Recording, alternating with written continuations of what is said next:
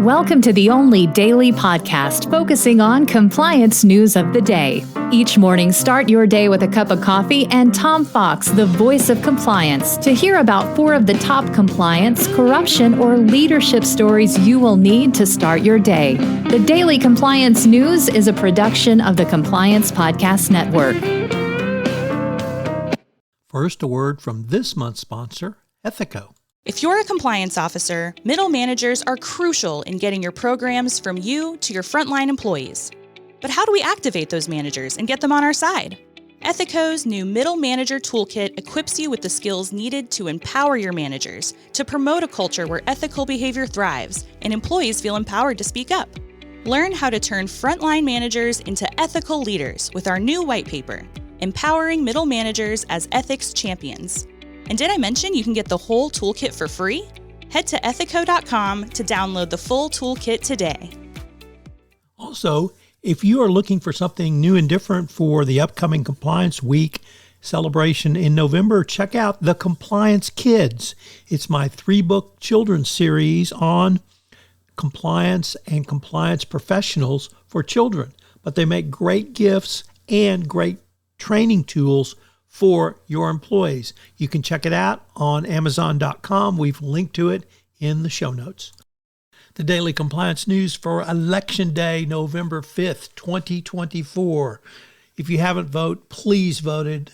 The future of our democracy is at risk. Please get out and vote. It's your civic duty, and I hope you'll take it seriously on this election day. Our first story comes to us from the Financial Times, which says tensions have erupted over U.S. audit quality. 2 U.S. senators, Elizabeth Warren and Sheldon Whitehouse, have publicly clashed with the regulator of the head of the Public Company Accounting Oversight Board, Elizabeth Cho, and to the point where she says she's being persecuted by members of the Senate Finance Committee. They're concerned the audit quality of U.S. audit firms, which they have said is unacceptable. Next up, NIMBY raises its ugly head around data centers as environmental campaigners are trying to keep data centers out of their geographic areas because the amount of electricity they use. So NIMBYism comes to the 21st century, but it's not about they, them, or those people who might be living in housing. It's about high tech.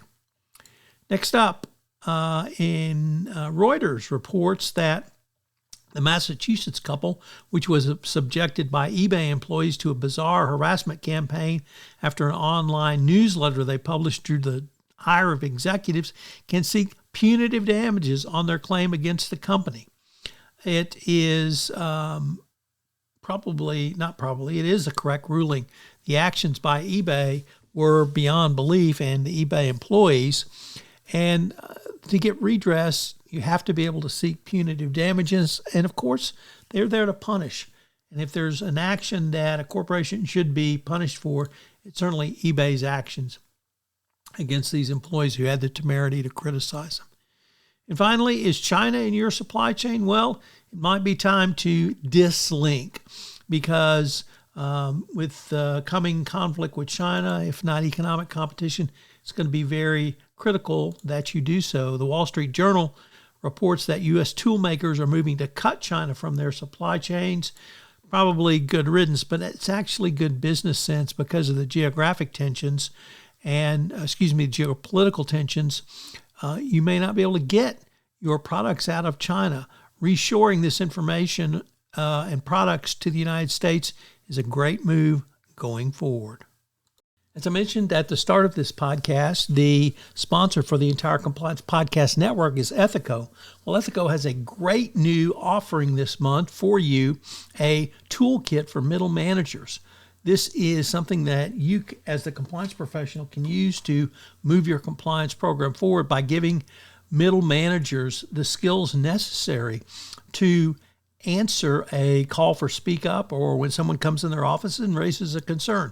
I can't think of a tool that will be more valuable for you in the current era of enforcement. The Daily Compliance News is a production of the Compliance Podcast Network and a proud member of C-Suite Radio. Thanks so much for listening. I hope you'll join me again tomorrow.